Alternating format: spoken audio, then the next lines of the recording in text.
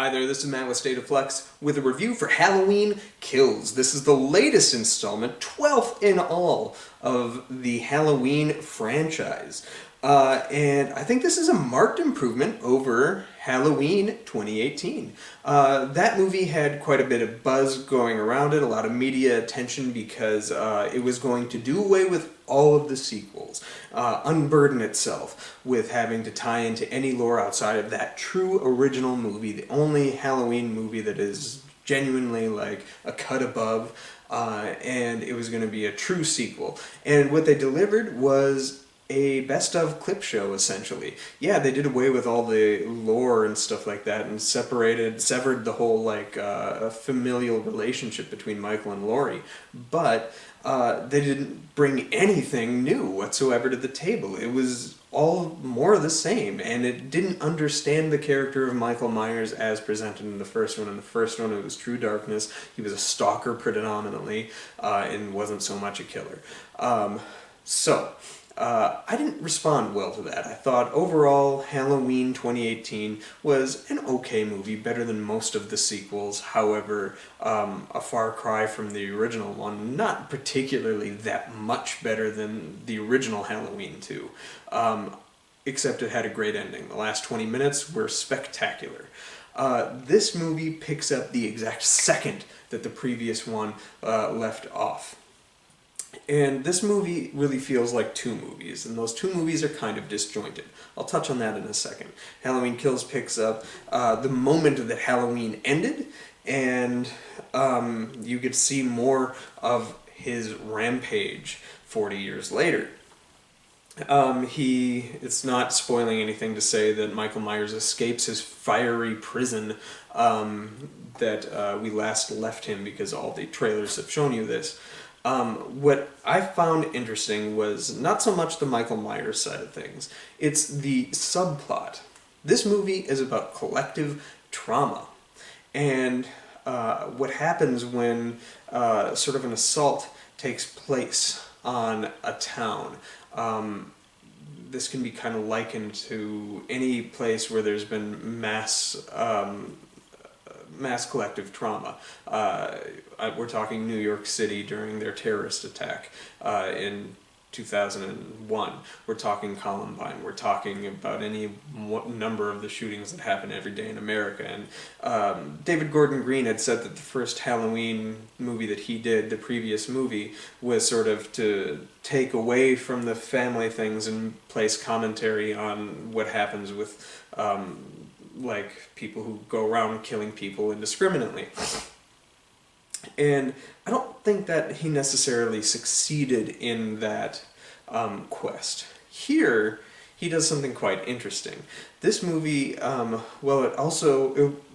explores collective trauma in a really provocative and interesting way. It also explores how media attention and media can create a frenzy that can create a mob mentality, and with that you lose rationality. And this movie explores that quite disturbingly. All the stuff with Michael Myers in this film is almost superfluous. It's perfectly well executed in ways that you would expect by this point. It's a little more on par with Rob Zombie's presentation of Michael Myers, in that he was an unstoppable killing machine. And the kills are incredibly grotesque and in your face and unpleasant. Not that any of the kills should be pleasant, so I don't necessarily have a problem with that. I do have a problem with that depiction of Michael Myers, because that's not the Michael Myers we see in the original movie, but whatever. That's a previous problem. This is a sequel to that previous film, so whatever, I'm kind of over it. It's the exploration of the mob frenzy that is just compelling, especially since the events of January 6th. The scenes in the hospital here where the mob is confined to tight quarters and just moving en masse, trampling people, hurting people, is just visceral, and it was like my heart was pounding. That was the most terrified I've ever been watching any Halloween movie, including the first one, and that really says something. It's almost as if the movie they should have made because this movie is so concerned with telling that side of the story, like half the screen time is dedicated to it, they should have let Michael Myers die in the house at the end of the first one, and then use this movie to explore what happens when misinformation spreads. And you can have that mob attack any person with mental illness or any person wearing a mask.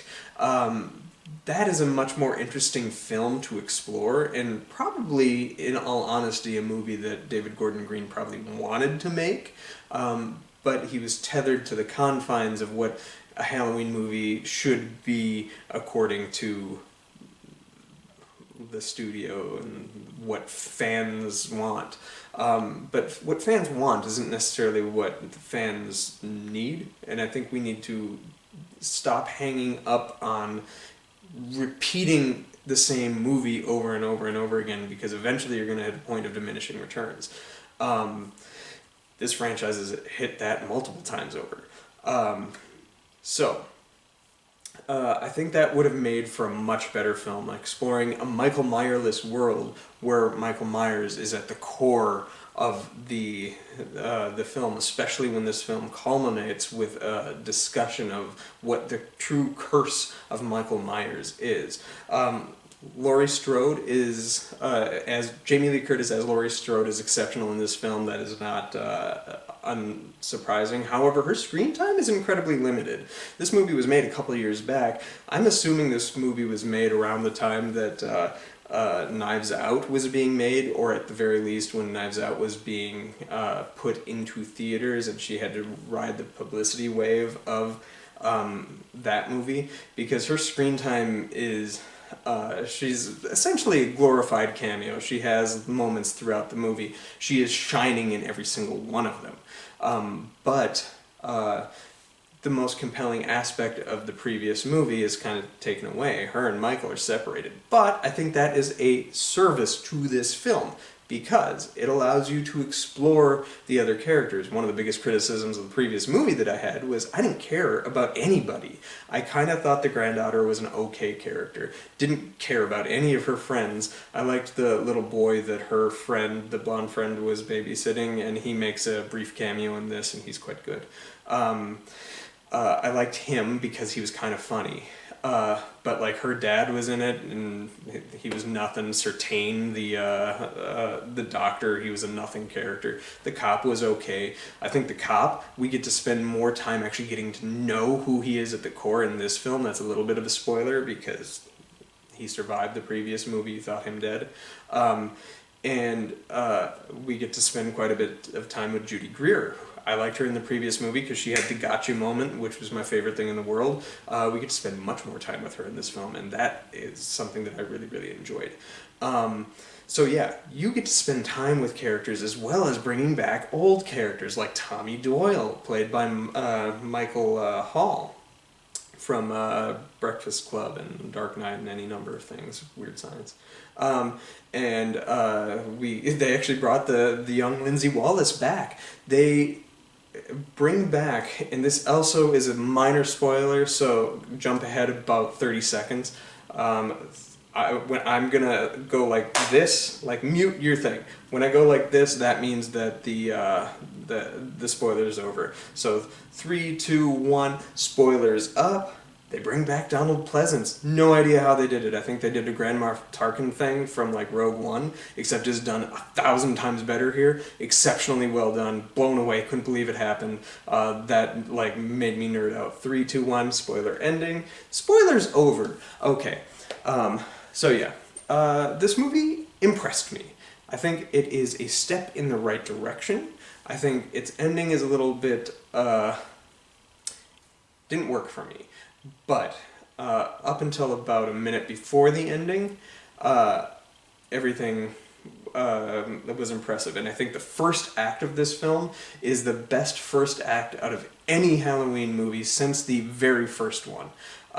That first act is extraordinarily good, and it's all human character moments. It's not Michael Myers driven. It's about the people and the collective trauma that they went through years prior, as well as how it's catching up to them now.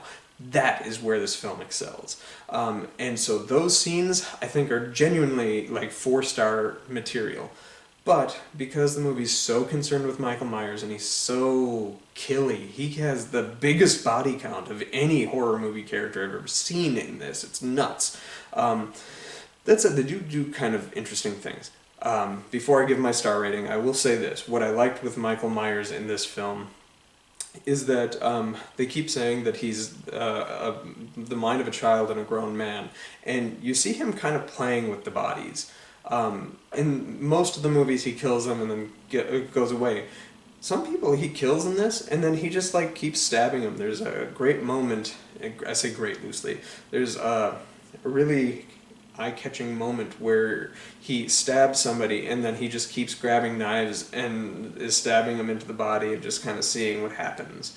And that was kind of compelling, I thought. Seeing a lot of that. There's a clearly dead body, the guy is almost dead, and he walks by, and as he does, he just twists the neck to make sure, and then he keeps going. Like, he's just so hung up on this obsession with death. That was kind of like something new we hadn't seen before.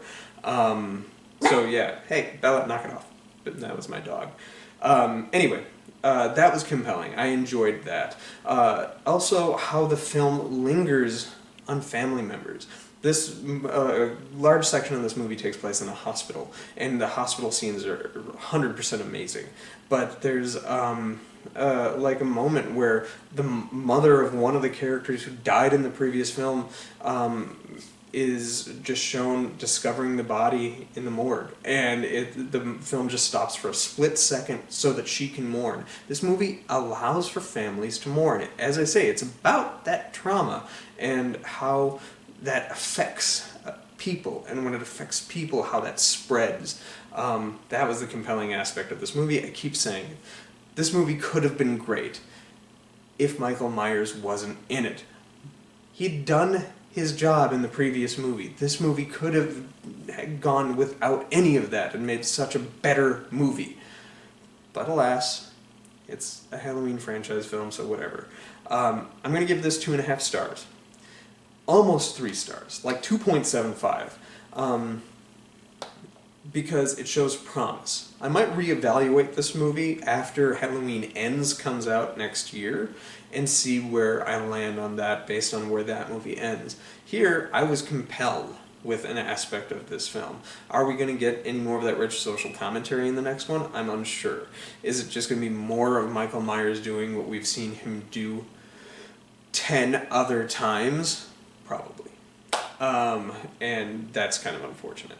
But we shall see. This movie left characters in kind of interesting places. So I'm curious to see what happens next. What did you guys think? Hit the bell, like, subscribe, and let me know what you thought of Halloween Kills. Am I way off the mark? The critics aren't seeming to dig this movie too much? I don't get it. I think this is a huge, vastly superior film to the previous one. The previous several, honestly.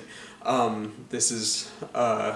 like if I were doing a top 10 or top 12 of these silly features, it's pretty high in my top 5. So I think I actually am going to bump it up because the aspects of this film I do like. I will bump that up to a 3-star movie. I do recommend you watch this, especially if you're a fan. If you're a fan of Michael Myers and how he kills indiscriminately, you're going to get a lot of that in this movie. Like a lot, to the point where you're going to be like, alright, I'm kind of bored of this. But the stuff in between is so good, so rich, and so interesting. And I want to see that movie. And I'm so sad we don't have it. But we have enough of it in this movie to get my recommendation. Thanks for watching.